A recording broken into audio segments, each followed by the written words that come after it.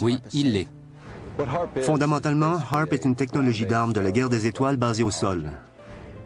HARP m'effraie parce que je sais ce qu'elle peut faire.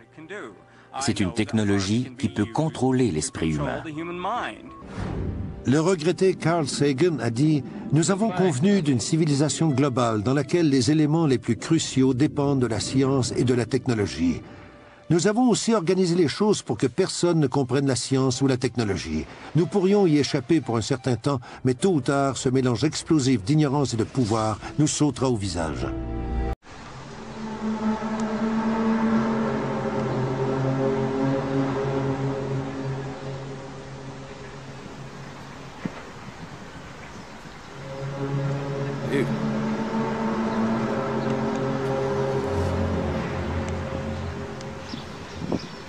Did you guys hear that?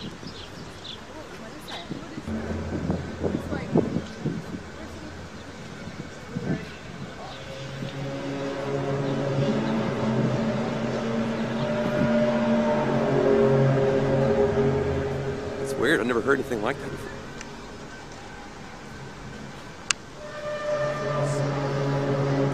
Where's it coming from?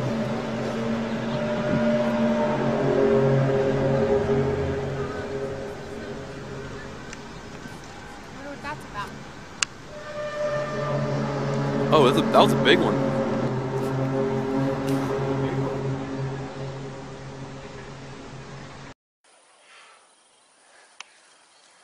Qu'est-ce que tu fais? Super belle, hein? Quoi? La lune. Ah, moi j'adore. T'aimes bien, toi, hein? On voit super bien les gratte-ciels. Avec la caméra, je sais pas si tu vas voir, là, mais c'est trop génial. Bah, c'est toi que je filme, hein, c'est pas la lune. Putain, ben, je suis pas... Oui, moi je suis dans la lune, mais quand même. Qu'est-ce que c'est? C'est quoi ce bordel? C'est dingue, c'est quoi ce bruit? T'entends? Ouais, ouais. D'où ça vient?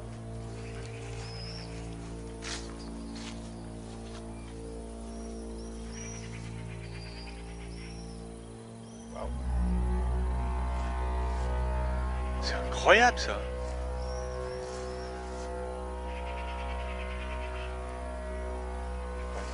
Ben non.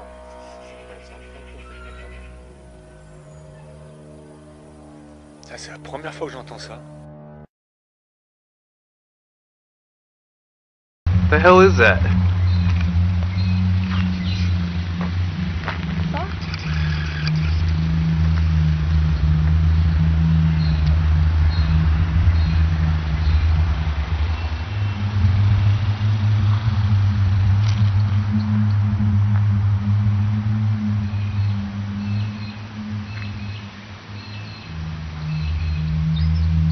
Is that coming from the clouds? I don't know, it's somewhere up there.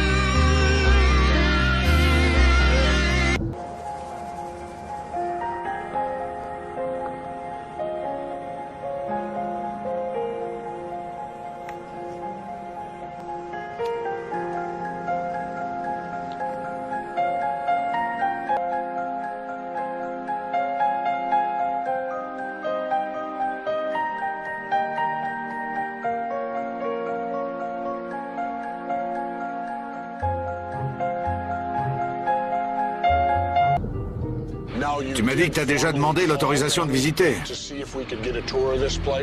Oui. Et ils ont répondu quoi? Non, à chaque fois. J'ai appelé 3 fois. Tu as fait 3 demandes pour visiter le site et à chaque fois, tu as essuyé un refus. À chaque fois. J'ai appelé le site directement. J'ai appelé l'armée de l'air. En vain. Un vrai mur. Jesse Ventura décide de faire le Brad. Les caméras se comportent étrangement. Quelque chose perturbe le fonctionnement des appareils. Top secret, mon œil, c'est des conneries. Jesse Ventura et son équipe n'ont pas dépassé le portail du site HAARP, au cœur de l'Alaska.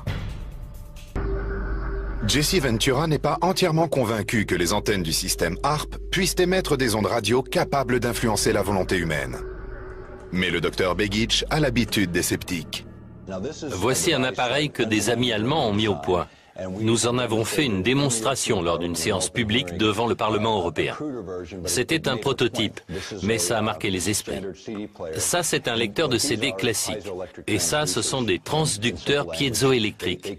Pour faire simple, ces petits objets peuvent convertir un signal acoustique en signal électrique, qui va pénétrer le système nerveux et vous faire entendre des voix.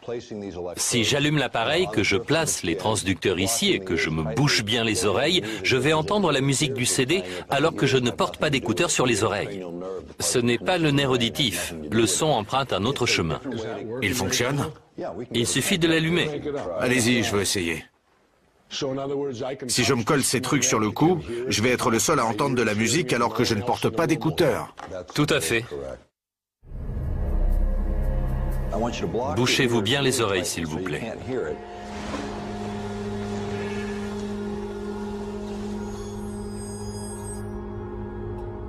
Jesse Ventura avait des doutes sur la capacité des antennes du projet HAARP, situé en Alaska, de prendre le contrôle de l'esprit humain. Mais le docteur Begich a un appareil permettant de démontrer comment l'émetteur HAARP peut envoyer un signal directement au cerveau. Qu'avez-vous entendu? De la musique. Mais c'était étrange. J'essayais de comprendre d'où elle venait et ça semblait venir de là. Exactement. J'avais la sensation d'entendre le son venir du sommet de mon crâne et de mon front. Si on étudie le signal HAARP, on constate qu'il transmet des informations acoustiques et que dès qu'il affecte notre cerveau, notre état émotionnel change. C'est facile à faire. Donc ça manipule le cerveau. Tout à fait. Souvenez-vous que c'est dans les années 60 que toutes ces études sur le contrôle de l'esprit sont apparues.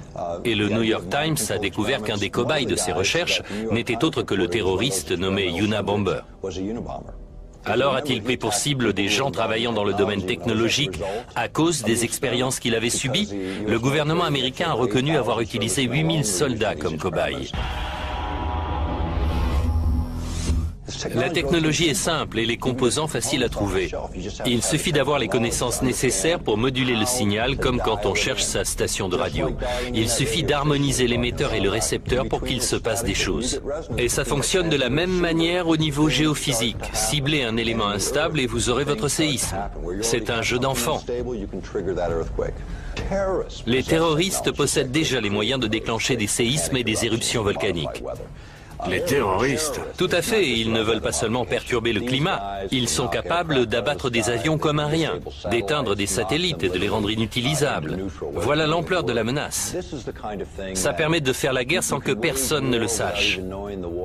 Notre pays n'en est pas à sa première guerre secrète, mais avec une telle technologie, on passe à un niveau supérieur. Vous savez quoi? Ça me fait penser aux rayons de la mort invisible. Vous savez que Nikola Tesla, l'inventeur du concept de rayon de la mort, est aussi l'inventeur du courant alternatif qui alimente nos maisons. Il avait présenté son invention au gouvernement américain juste avant la Seconde Guerre mondiale. Or, on retrouve ses travaux dans les notes de Bernard Eastlund. HAARP et le rayon de la mort.